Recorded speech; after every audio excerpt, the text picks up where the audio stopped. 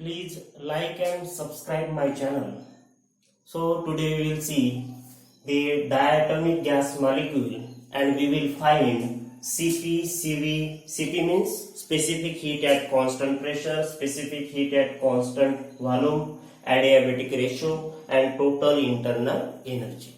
In last lecture we have seen that in a single molecule it has energy E is equal to 3 by 2 single molecule kBT. तो हमने देखा है कि ये energy एक single molecule में 3 by 2 kT होती है. अगर हम इसी इक्वेशन को फॉर द मोल कंसीडर करते हैं, फॉर मोल, तो मोल क्या होता है कि how much atoms or molecule present in a particular gas. तो उसके लिए हमारे पास रिलेशन है कि 6.023 into 10 raised to the power 24. ये अगर हम लेते हैं तो उस हिसाब से हम उसको मोल कहेंगे. तो अगर हम इसमें ये E is equal to 3 by 2 NA kBT ऐसा लेते हैं तो ये इक्वेशन हो जाएगा फॉर द मोल और ये हो जाएगा फॉर सिंगल मॉलिक्यूल. तो इसी इक्वेशन का हमें यूज करना है. तो उससे पहले हमें ये भी पता होना चाहिए what is degree of freedom. तो हमने लास्ट लेक्चर में देखा हुआ है कि डिग्री ऑफ फ्रीडम मीन्स क्या होता है कि number of coordinates required to specify coordinate and configuration required to specify the position of a particle.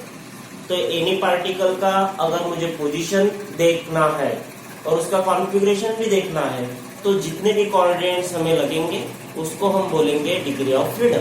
तो on the basis of diatomic gas molecule भी दो प्रकार के होते हैं. तो दो प्रकार कौन से, दो टाइप्स कौन से, तो एक होता है रिजिड मॉलिक्यूल और दूसरा होता है नॉन रिजिड.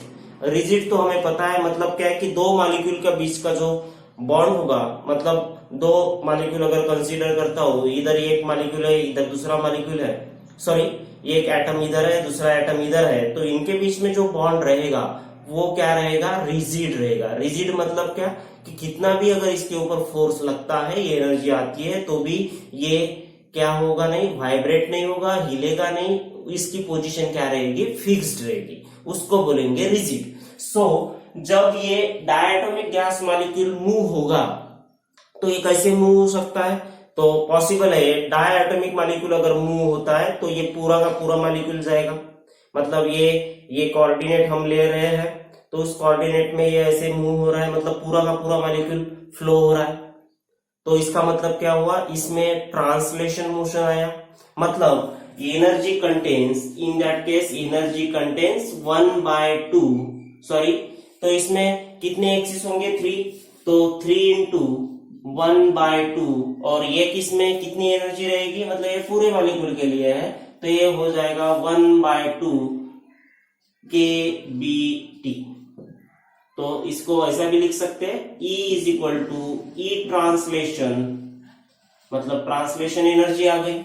फिर ये मॉलिक्यूल जब मूव होते जाएगा तो ऑब्वियस है ये ऐसे भी मूव होगा, तो ऐसे मूव होते समय पूरा का पूरा मूव हुआ. लेकिन जब हम देखते हैं तो ये रोटेट होते समय ऐसे भी रोटेट होता जाएगा, मतलब इसमें एक तो ऐसे रोटेट होते जाएगा तो एक मोमेंट ऑफ इनर्शिया पकड़ के ऐसे जाएगा ये, तो ये एक मोशन हो गया, मतलब ये एक मोड ऑफ वाइब्रेशन हो गया. दूसरा ये ऐसे भी जा सकता है, ऐसे भी जा सकता है, और तीसरा ये ऐसे भी जा सकता है. लेकिन इस केस में ये जो मूवमेंट है वो निग्लिजिबल की समान होगी, मतलब हम उसको बराबर देख नहीं पाएंगे या फिर समझ नहीं पाएंगे. तो हम मोस्टली दो ही उसके मोड ऑफ वाइब्रेशन कंसीडर करते हैं. तो ये मोड ऑफ वाइब्रेशन में हमें ये पता चला कि ये हो जाएगा 2 into, मतलब E ट्रांसलेशन एनर्जी और दूसरी कौन सी आ गई, rotational energy.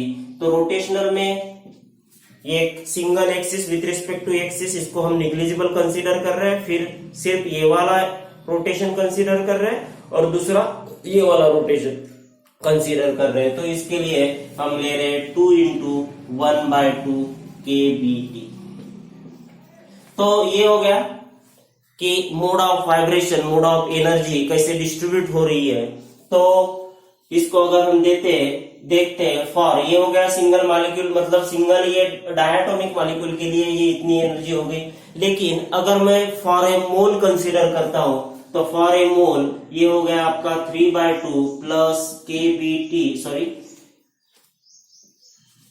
KBT plus KBT, और इसको हमें मल्टीप्लाई करना पड़ेगा into number of molecule consider कर रहे हैं, तो नंबर ऑफ, मतलब ये इक्वेशन हो गया फॉर द मोल।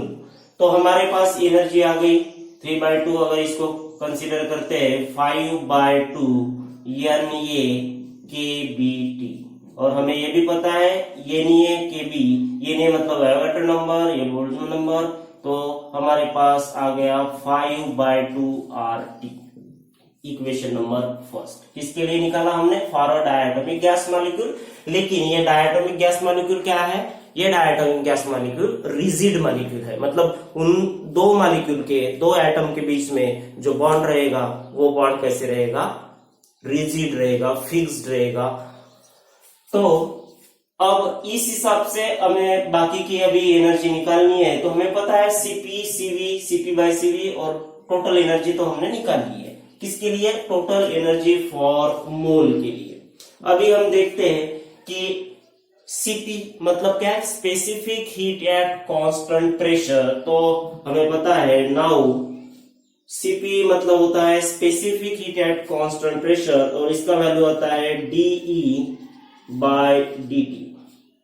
मतलब क्या कि विथ रिस्पेक्ट टू टेम्परेचर जो ये एनर्जी चेंज होगी उसको बोलेंगे at constant pressure is called as specific heat. तो जब हम इसमें क्या होता है, तो देखिए स्पेसिफिक हीट में वैसे तो हमने लास्ट लेक्चर में देखा है कि जब हम यानी गैस का कांस्टेंट प्रेशर, मतलब प्रेशर कांस्टेंट रखते हैं, मतलब एक गैस ले लिया कंटेनर में और उसका प्रेशर कांस्टेंट रख लिए, और वहां पे अगर हम एनर्जी प्रोवाइड करते हैं थ्रू द टेम्परेचर, सो क्या हो जाएगा? उसका इंटरनल एनर्जी बढ़ते जाएगा, मतलब वो वाली एनर्जी वो क्या करते जाएगा? एब्सॉर्ब करते जाएगा, और उसी को बोला जाता है DE/dt, मतलब CP=DE/dt। तो हमें हमारे पास E का वैल्यू आया हुआ है, तो D/dt मतलब डेरिवेटिव ऑफ 5/2 RT। तो डेरिवेटिव जो होगा वो यहाँ पे वेरिएबल टेम्परेचर है, इधर भी टेम्परेचर है, तो हमारे पास क्या हो जाएगा? 5/2 R, और डेरिवेटिव ऑफ टेम्परेचर तो क्या हो जाएगा? D/dt ऑफ T, और हमारे पास इक्वेशन आएगा 5/2 R, equation number second. CP का वैल्यू निकला। नाउ बाय कौन सा रिलेशन? अभी by Mayer relation. Mayer relation आपको पता है, लास्ट लेक्चर में ये रिलेशन हमने प्रूव किया है। तो CP minus CV is equal to R। तो हमारे पास CP का वैल्यू है, तो हम CV का वैल्यू निकालेंगे। तो CV is equal to CP minus R। तो रिलेशन आ गया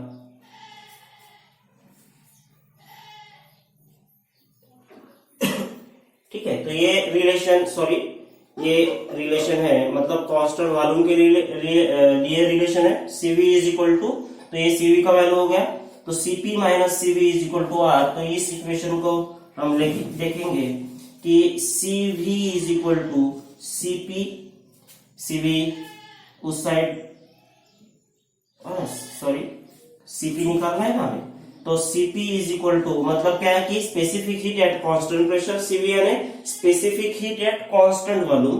तो जब हम कांस्टेंट वॉल्यूम रखते हैं गैस का और टेम्परेचर उसको देते हैं, तो टेम्परेचर क्या करेगा? वो वाला गैस मॉलिक्यूल एब्सॉर्ब करते जाएगा, तो ड्यू टू द एब्सॉर्प्शन उसका इंटरनल एनर्जी बढ़ते जाएगा, तो उसको हम लिखते हैं DE/dt। तो इस हिसाब से हमारे पास ये इक्वेशन आ गया। तो CP इज इक्वल टू ये हो जाएगा R प्लस CV। R का वैल्यू है CV 5/2 R, और हमारे पास रिलेशन आ गया, तो ये हो जाएगा मल्टीप्लाई होके 7/2 7/2r। तो ये किसका रिलेशन मिला? सीपी का। ये हो गया सीवी का। तो हमारे पास दोनों भी रिलेशन आए। नाउ बाय एडियाबेटिक रेशो, तो adiabatic ratio denoted by gamma, तो इसको बोलेंगे सीपी बाय सीवी। तो रिलेशन सीपी बाय सीवी का है 7/2r upon 5/2r, R cancel, 2 cancel, और रिलेशन आ गया 7/5। तो ये रिलेशन हमें किस लिए मिला और किसका रिलेशन है? तो ये रिलेशन है एडियाबेटिक रेशो का, और ये एडियाबेटिक रेशो हमें कितना मिला? 7/5। किसके लिए? जब हम जो मॉलिक्यूल ले रहे हैं डायटोमिक गैस मॉलिक्यूल, और डायटोमिक गैस मॉलिक्यूल क्या है? तो वो क्या है? ये एक रिजिड रोटर है, मतलब दो एटम के बीच का जो बॉन्ड है वो क्या है? रिजिड। अगर यही कंसीडर करते हैं for non rigid diatomic molecule, non rigid के लिए, तो नॉन रिजिड मॉलिक्यूल है, इसका मतलब ये जो बॉन्ड रहेगा वो रिजिड नहीं रहेगा। तो क्या हो जाएगा? एक मॉलिक्यूल इधर है, एक मॉलिक्यूल इधर है, और जब हम टेम्परेचर प्रोवाइड करेंगे तो due to the temperature, due to the energy, ये जो बॉन्ड है ये ऐसे वाइब्रेट होगा। जब ये वाइब्रेट होता है तो सर्टन पोजीशन चेंज कर रहा है। तो इसका मतलब ये हुआ कि जब ऐसा मॉलिक्यूल, इस मॉलिक्यूल की हम एनर्जी देखेंगे तो ये क्या हो जाएगा?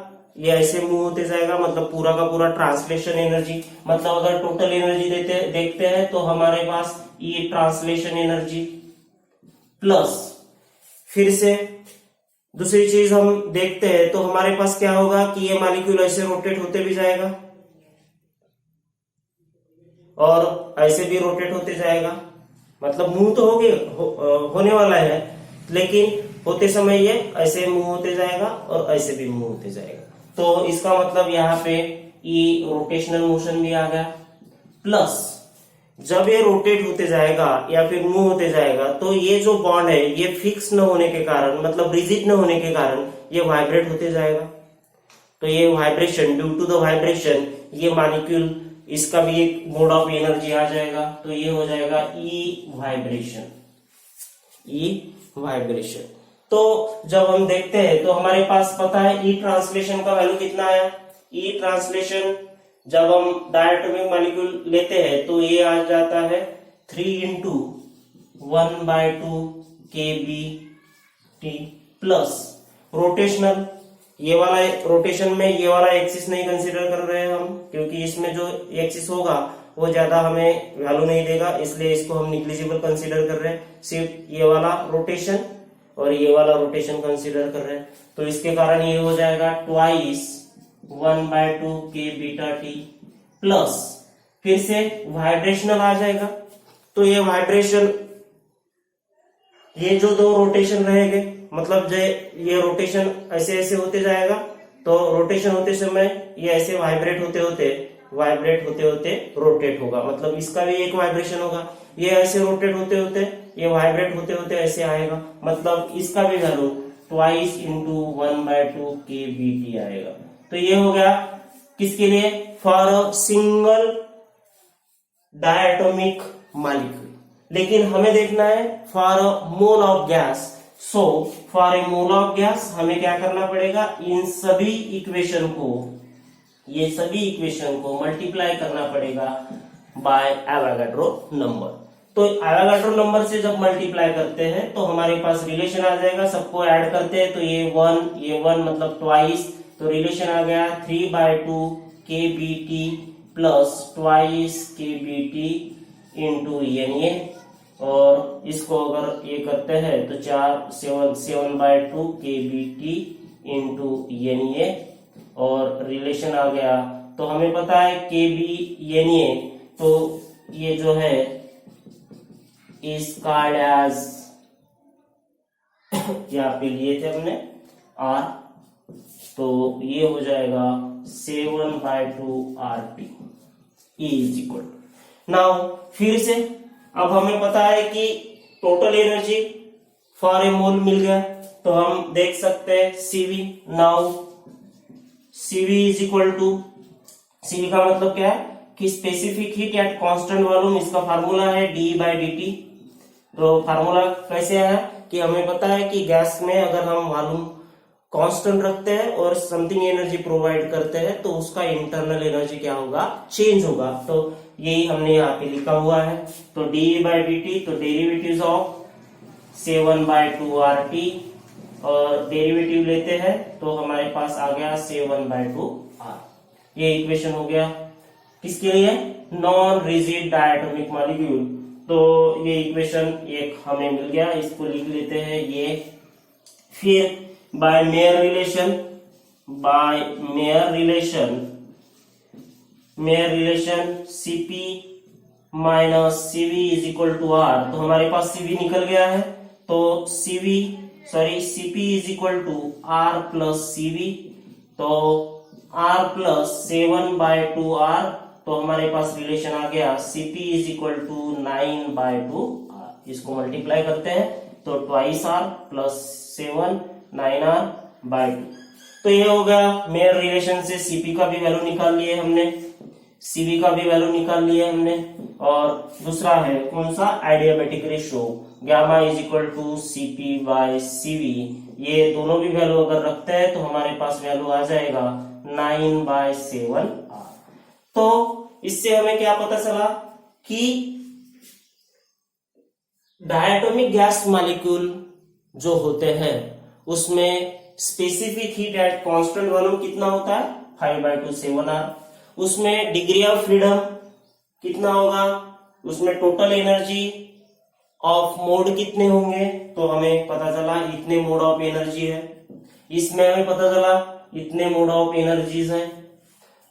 दूसरी चीज, मेयर रिलेशन से specific heat at constant pressure निकाले, एडियाबैटिक रेशियो क्या होता है ये हमें इस चीज से पता चला। और यही रिलेशन हमें यूज करना होता है इन न्यूमेरिकल्स। तो आपको वो बताएंगे कि रिजिड रोटर है, नॉन रिजिड रोटर है, मॉलिक्यूल कैसा है, ट्रांसलेट हो रहा है या फिर रोटेट हो रहा है, उस हिसाब से उसका डिग्री ऑफ फ्रीडम, ये एनर्जी कैसे डिस्ट्रीब्यूट होती है, ये सभी हमें निकालना होता है।